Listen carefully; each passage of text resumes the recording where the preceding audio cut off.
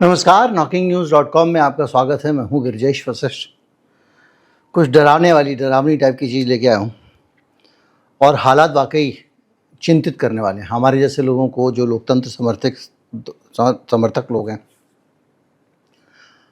पूरी दुनिया में जो एक संक्रमण काल चल रहा है, एक ट्रांजिशन है। दुनिया एक सभ्य, समावेशी, सबको साथ लेकर चलने वाली, सब पे दया करने वाली रिजीम से अलग हट के अतिराष्ट्रवाद, राष्ट्रवाद उस दिशा में चल रही है। अमेरिका से जो सबसे ताज़ा खबर आई है वो कान खड़े कर देने वाली है। इसलिए क्योंकि अमेरिका को लोग चाहें ना चाहें, पूरी दुनिया में जो लोग अमेरिका को पसंद नहीं करते हैं वो भी कहीं ना कहीं इस तौर पे देखने लगे हैं कि कहीं कुछ होगा तो शायद अमेरिका इंटरवीन करेगा। लेकिन अमेरिका का जो अन्यायपूर्ण रवैया वो हम सब देख रहे हैं। मैं भरोसा नहीं करता हूँ, लेकिन लोग करते हैं। उनको लगता है कि अगर सरकार कुछ करेगी तो कहीं ना कहीं से अमेरिका हस्तक्षेप करेगा, संयुक्त राष्ट्र हस्तक्षेप करेगा या कुछ करेगा। लेकिन अमेरिका अगर वही करने लगे तो टेंशन बढ़ जाती है। अब मैं रहस्यमय स्थिति में, उस रहस्य की यात्रा में आगे बढ़ने से पहले, क्या हो रहा है अमेरिका में, उस पर जाने से पहले इतिहास बताना चाहता हूं, जिससे आपको काफ़ी समझने में आसानी होगी। हिटलर का इतिहास है। उसने यहूदियों, कम्युनिस्टों और समाजवादियों को एक शब्द दिया था, एनिमी विदिन, अंदरूनी दुश्मन, आंतरिक शत्रु।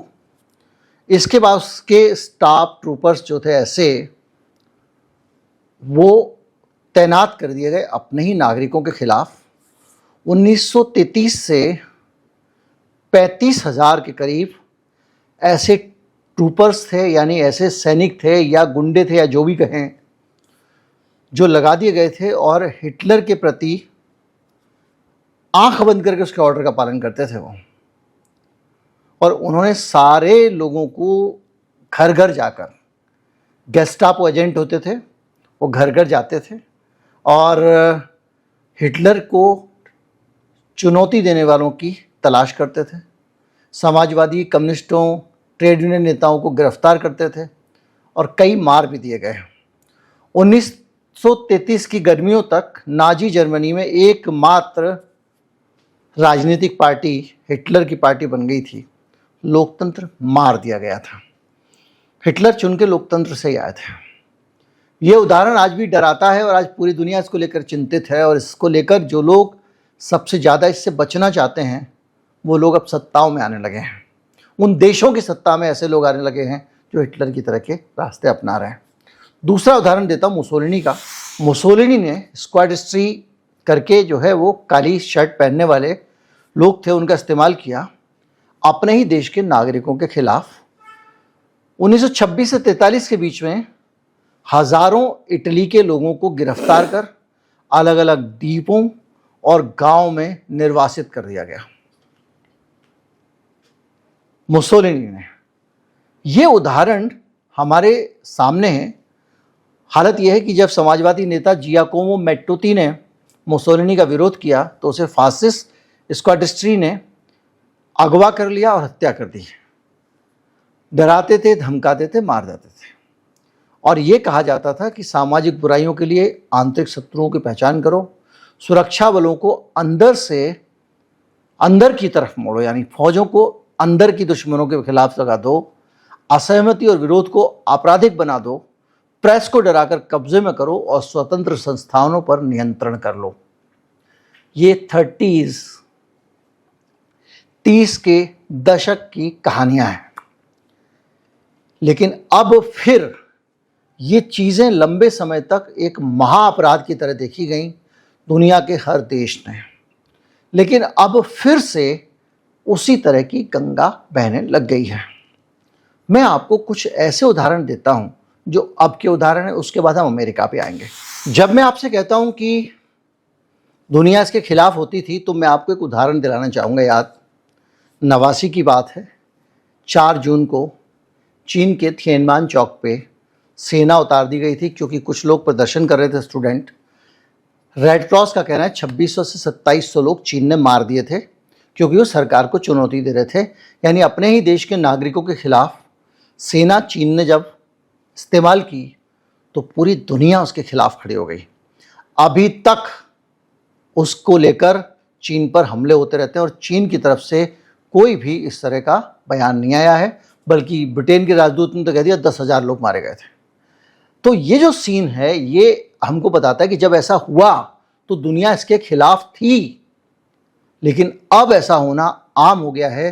अभी 2-3 साल पहले की बात है, 2021 की बात है, म्यांमार ने सेना ने अपने ही नागरिकों को मारा और अभी भी वो कहीं पे बॉर्डर एरिया में कहीं पर अपने विमानों से अपने लोगों पर, हमारे भारत की सीमा पे अपने नागरिकों पर बम गिरा रही है।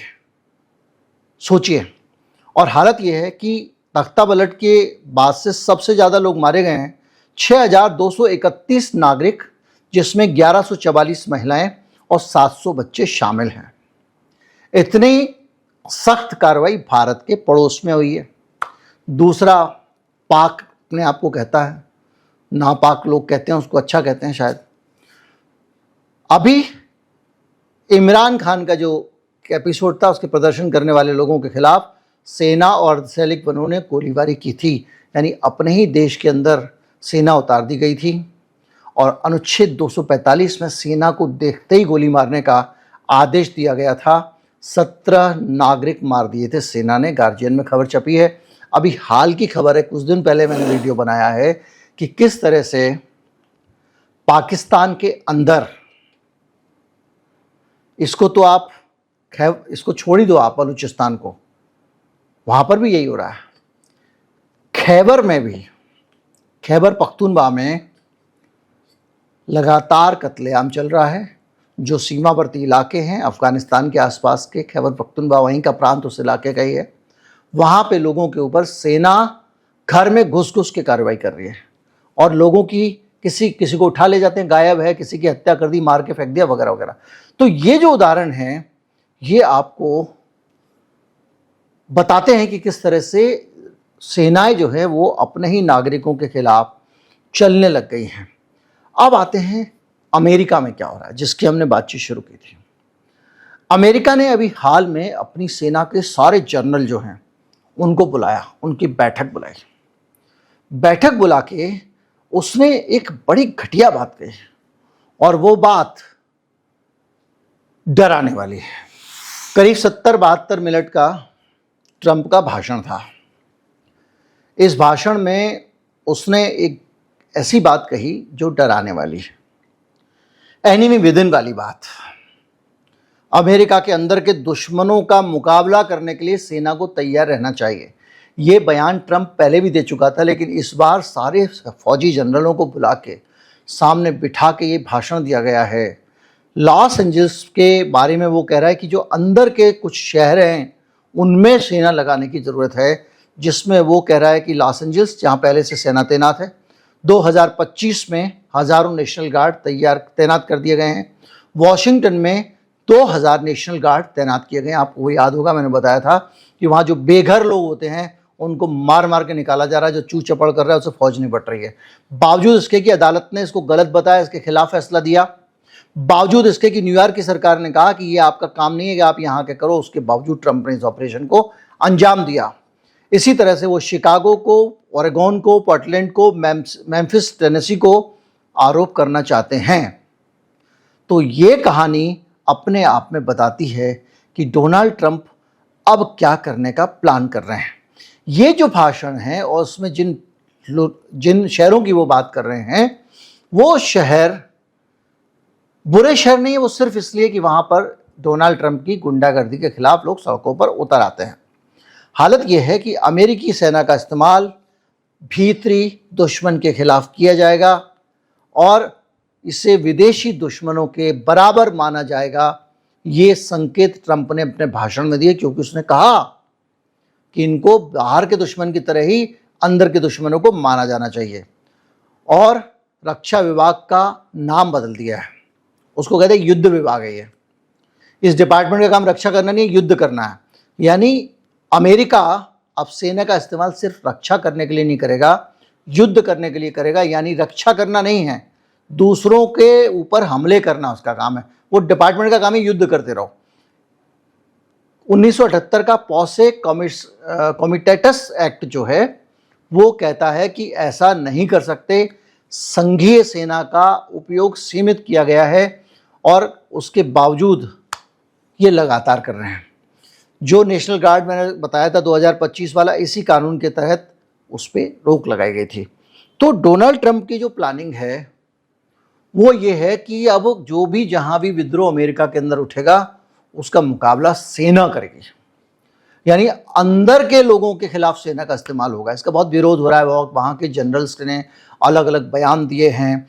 कुछ लोगों का कहना यह है कि आपने नौकर समझ लगा है क्या सेना को, सैनिक खुद ही नाराज हैं। कुछ जो वहाँ का जो पीटर हेगसेट है, आप जानते हैं, वो जिसका चैट वैट पूरा लीक हो गया था, वहाँ कुल मिला के वहाँ का रक्षा मंत्री है, वो भी तमाम तरह की ऐसी बातें कहता रहा। और कुल मिला के ये जो जितने खतरनाक उदाहरण मैंने दिए, डोनाल्ड ट्रंप की बात को फैला के कहना चाहूँ तो पूरा भाषण बता सकता हूँ, लेकिन निचोड़ की बात जो उसने इतना कहा है, ये अपने आप में उन सारे उदाहरणों की दिशा में अमेरिका का एक कदम है। चीन ने किया, अमेरिका ने विरोध किया। कहीं पे कुछ होता है तो आप अमेरिका से विरोध कर सकते हो, लेकिन अपने नागरिकों के खिलाफ सेना के इस्तेमाल का मतलब है कि जो लोग असहमति रखेंगे सरकार से, जो लोग सरकार के खिलाफ खड़े होंगे, लोकतंत्र तो असहमतियों से ही चलता है भैया, उनका हाल वही होगा जो यहां हो रहा है हमारे यहां। अभी लद्दाख के लेह वाले प्रदर्शन को लेकर आज वहां की एक टीचर का बयान आया और वो ये कह रही है कि सीधे गोली मार दी गई बगैर बातचीत के। अच्छे बच्चे, पढ़ने वाले बच्चे थे, ऐसा नहीं था कि उनका कोई ये था, लेकिन हाँ वो थोड़ा सा नाराज जरूर थे व्यवस्था से, लेकिन बुरे नहीं थे, पर सरकार के खिलाफ आवाज़ उठा दी। तो सिचुएशन जो है बहुत चिंता की इसलिए है कि पूरी दुनिया में ये खेल शुरू हो गया है। दुनिया भर में ऐसे लोग आना शुरू हो गए हैं और ये सब किस नाम से होता है? मेक अमेरिका ग्रेट अगेन, राष्ट्रवाद। हिटलर भी राष्ट्रवाद, मुसोलिनी भी राष्ट्रवाद, और हमारे यहाँ तो राष्ट्रवाद चल ही रहा है दनादन। ये जो कुछ हो रहा है राष्ट्रवादी है, सीए से लेके सारी चीज़ें। और जो लोग समझते हैं कि राष्ट्रवाद राष्ट्र प्रेम होता है, दोनों चीज़ों में अंतर होता है।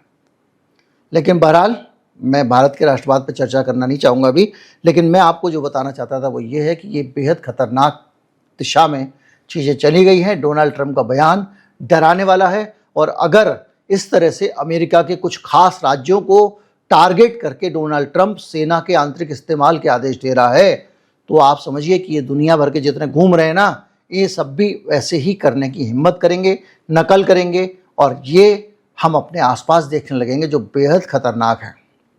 श्रीलंका में इतना बड़ा बवाल हुआ, सेना नहीं उतारी गई थी। नेपाल में सेना नहीं उतारी गई थी, और बांग्लादेश में भी सेना नहीं उतारी गई थी। लोकतंत्र में अगर जनता विद्रोह करके भी तख्ता पलट करती है तो वो भी एक लोकतांत्रिक प्रक्रिया है। आप उनका कत्लेआम नहीं कर दोगे, लेकिन दुर्भाग्य दुनिया किसी और दुनिया की तरफ बढ़ चुकी है। बहरहाल हमारे लिए अलर्ट होने का समय है, हमको समझना चाहिए और ये जानकारी हमें मिलनी चाहिए, इसलिए मैंने आपको दे दी है। नमस्कार, जय हिंद।